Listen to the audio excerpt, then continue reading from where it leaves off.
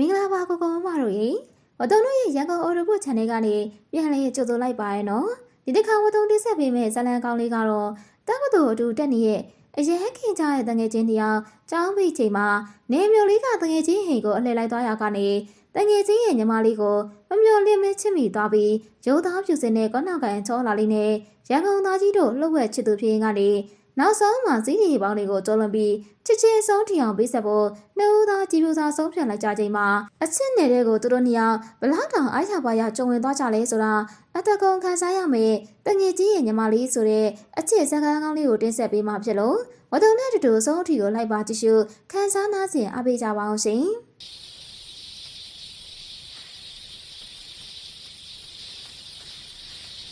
်ရန်ကုန်တက္ကသိုလ်မှာဖုံးမင်းဆိုတဲ့ရန်ကုန်မြို့ကြီးသားတစ်ယောက်နဲ့နေမျိုးလေးတစ်ခုကနေတက်လာပြီးကျောင်းလာတဲ့ကြော်သူဆိုတဲ့တော်သားလေးတို့အခန်းပေါ်လေးဖြစ်ကြပြီ။တနစ်တာအတွင်းမှာပဲအရာရာကိုချင်းချင်းဖေးမှကိုကြီးရင်ညီကိုချင်းလိုခင်မိခဲ့ကြပါတယ်။ဖုံးမင်းအောင်ပွင့်လင်းပြီးခင်မိသူတစ်ယောက်ဖြစ်သလိုကြော်သူကတော့စကားနဲ့ပြီးရိုးသားပြီးစာကြိုးသားတဲ့သူပါရှင်။သူတို့နှုတ်ကတက္ကသိုလ်ရဲ့ဖီးယားရီအောက်မှာတူကိုတူအားပေးနေတဲ့ရင်ဘဝရဲ့ခက်ခဲတွေကိုတူတူဖြတ်တန်းခဲ့ကြသလိုတယောက်မဆက်ကိုတယောက်သုံးခဲ့ကြတဲ့တီအောင်ယုံကြည်မှုအပြည့်အဝရှိခဲ့ကြပါတယ်။ကျော်သူကနေကမိမများရဲ့အစဉ်ပြေတဲ့ရုံးခံမှုကိုသိရကြောင်းတင်သားအားလက်ချိန်မှာဖုံးမင်းနဲ့တူပန်တိုင်းကျော်တွေဝက်လို့ရင်ဘဝကိုဖန်တီးနေခဲ့ရသူပါ။ဖုံးမင်းကတော့ကျော်သူရဲ့ယူသားရဲ့စိတ်ဓာတ်ကိုအလွန်လေးစားခဲ့သူသူ့ရဲ့အသက်သွေးကြောလို့ခင်မင်းနဲ့တငယ်ချင်းတယောက်ဖြစ်တက်မှတ်ထားခဲ့ပါရဲ့နော်။ကျော်သူမှာတော့သူ့ထက်ငါးနေခိုင်ခဲ့တဲ့ညီမလေးများများတယောက်သားရှိပြီးမိဘများရဲ့လုပ်တွေကိုနေမှာကိုကြီးလောက်ကင်ပေးရင်နေထိုင်နေတယ်ဆိုတာကိုဖုံးမရအမြဲတမ်းပြောပြခဲ့တယ်။သူတို့ရဲ့ခင်မင်မှုသမိုင်းဟာမြို့ပြတက္ကသိုလ်ရဲ့ကျောင်းခန်းကနေစားတော့ဆိုင်နေအဆောင်ခန်းငယ်ကနေဘဝရဲ့အိမ်မက်တွေထီအောင်ခိုင်မာစွာချီနှောင်ထားခဲ့တာကြောင့်ဖုံးမရကျော်သူကိုပြေဝါရုပ်ကြည့်တယ်ဆိုတာကိုအမြဲတမ်းခံစားနေခဲ့ကြပါရဲ့နော်။ဒီလိုနဲ့ပထမနေ့ကျောင်းပိတ်ရက်ရှိကိုရောက်ရှိလာတဲ့အခါကျော်သူကသူ့ရဲ့ချစ်ဆုံးတငယ်ချင်းဖုံးမကိုမင်းငါတို့နယ်ကိုလိုက်ခဲ့ကွာ။ဆန်ကိုခဏမိပြီးတဘာဝလေးကောင်းလေးတန်းလေးလိုက်ပြီးခံစားပါအောင်ခေါ်တာကြောင့်ဖုံးမင်းကလည်းချက်ချင်းသဘောတူလိုက်ပြီးတငယ်ချင်းတို့ကနေမျိုးလေးစီကိုပျော်ရွှင်သာခီးစာတင်ထွက်ခဲ့ကြပါတယ်။ကျော်သူရဲ့ရုပ်ရှင်ပြီးစိတ်ရည်တဲ့နေအိမ်လေးကိုရောက်တဲ့အခါဖုံးမင်းသူ့ရဲ့မြို့ပြဇက်နဲ့စိတ်ကိုလုံးဝမိလိုက်ပြီးရိုးသားတဲ့နေဘွားကိုခန်းစားနေခဲ့ပါတယ်။အဲဒီမှာပဲတငယ်ချင်းရဲ့ညီမလေးများကိုပထမအဆုံးချိန်တွေ့ပြီးအရန်ကိုစိတ်ဝင်စားသွားခဲ့ပါတယ်။ညမြဟာအသက်18နှစ်သားရှိသေးပြီးသူမရဲ့လာပပူးရုပ်ကလေးတစ်ခုလိုချုံမပြီးပြစ်ကင်းစင်လာပါတယ်။ကျေးလက်သားရဲ့နေရအောက်မှာတော့သူမရဲ့ရေပြားဟာဖြူစင်တောက်ပါနေခဲ့ပြီးသူမရဲ့မျက်ဝန်းများကတော့စူဆန်းလိုစိမ့်နဲ့အရွယ်ရောက်ဆောင်မိတ်ကလေးရဲ့နူးညံ့မှုတွေရောနှောနေခဲ့တာကိုဖုံးမရစတဲ့သတိထားမိလိုက်ပါတယ်။ကျော်သူကတငယ်ချင်းနဲ့ညီမလေးကိုရိုးသားစွာမိတ်ဆက်ပေးခဲ့ပေမဲ့ဖုံးမရဲ့နှလုံးသားဟာတားမြစ်ထားတဲ့ဆန္ဒတစ်ခုကြောင့်တိတိစိတ်စတင်လောက်ခတ်လို့နေပါတယ်။တငယ်ချင်းရဲ့ညီမမို့ဖြစ်တင်မှုဖုံးမဆိုတဲ့အသိစိတ်ကအပြင်းထန်တားမြစ်ခဲ့ပေမဲ့မြမရဲ့ဖြူစင်တဲ့နှာရီအောက်မှာသူ့စိတ်တွေကတိရဖြစ်နေပါတော့တယ်။ဒီလိုနဲ့ဖုံးမင်းနဲ့နေမာနေသားချလို့ရက်နှင်းငယ်ကြတဲ့အခါကျော်သူနဲ့မိမတွေကလဲတွေကလွတ်တွေကြောင့်နေဘက်တွေဆိုရင်ပြမရှိနေတတ်ပြီ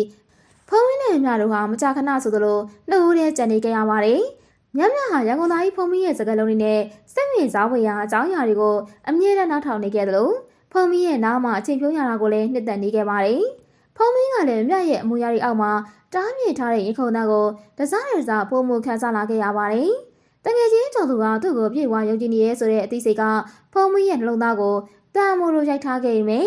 မြရဲ့နူးညံ့တဲ့ကြည်နဲ့အပြစ်ကင်းတဲ့ပြုံးတွေကသူ့ရဲ့ထိချုံမှုကိုရဲရဲစက်စက်ဖြိုခွဲလို့နေပါပြီ။တရက်ညနေဆောင်မှာမြဟာအိမ်တော်ဖေးကမကြည့်ပင်အောက်မှာတယောက်တည်းထိုင်နေခဲ့ပါတယ်။ဖုံးမင်းဟာတငယ်ချင်းရဲ့ယုံကြည်မှုနဲ့နှလုံးသားရဲ့ဇန္နာကြားကအ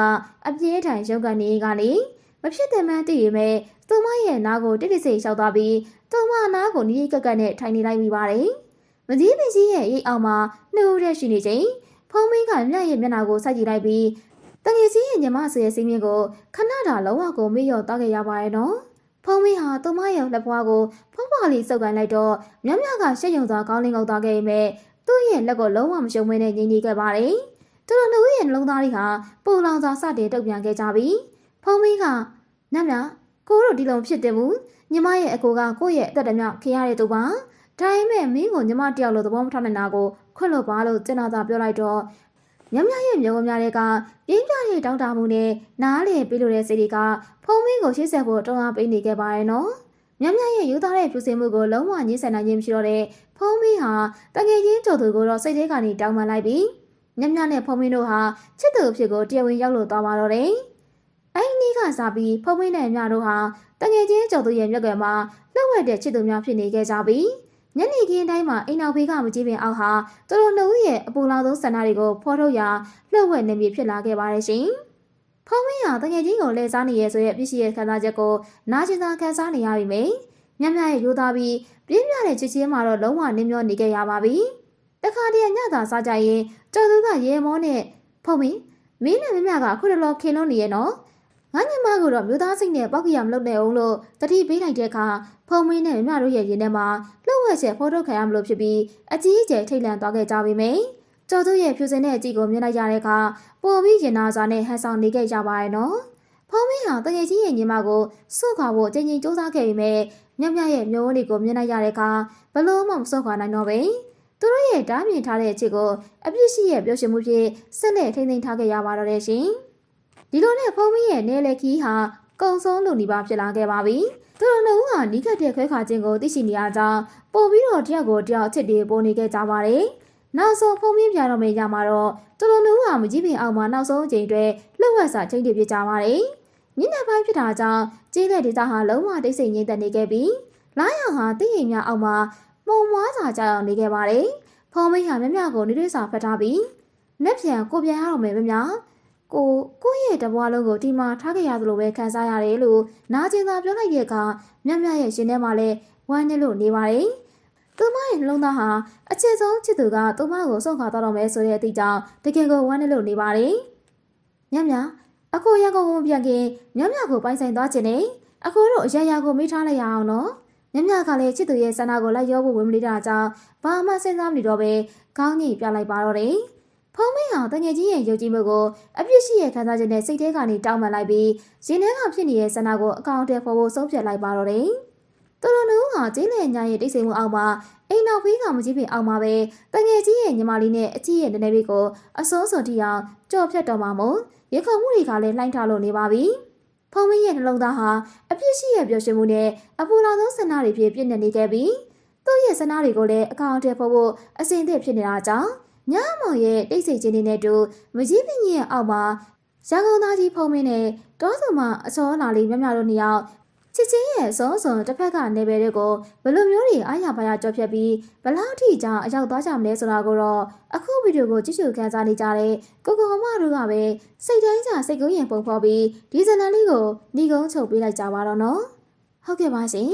ဝတ်တော်ရဲ့ဒီကနေ့တင်ဆက်မှုကိုတော့ဒီညမှာပဲရနာခွင့်ပြုပါရှင်နောက်နေ့ဒီမှာလေကိုမတို့ကြိုက်တွေ့စေမယ့်အခြေဇလန်ကောင်းလေးတွေကိုပုံမှန်တင်ဆက်ပေးမှာဖြစ်လို့ဝတ်တော်ရဲ့ရန်ကုန် Audible Channel လေးကိုလည်းတိုးတိုးတိတ်တိတ်နဲ့ Subscribe လုပ်ခဲ့ကြပါအောင်ရှင်အားလုံးကိုကျေးဇူးတင်ပါတယ်ရှင်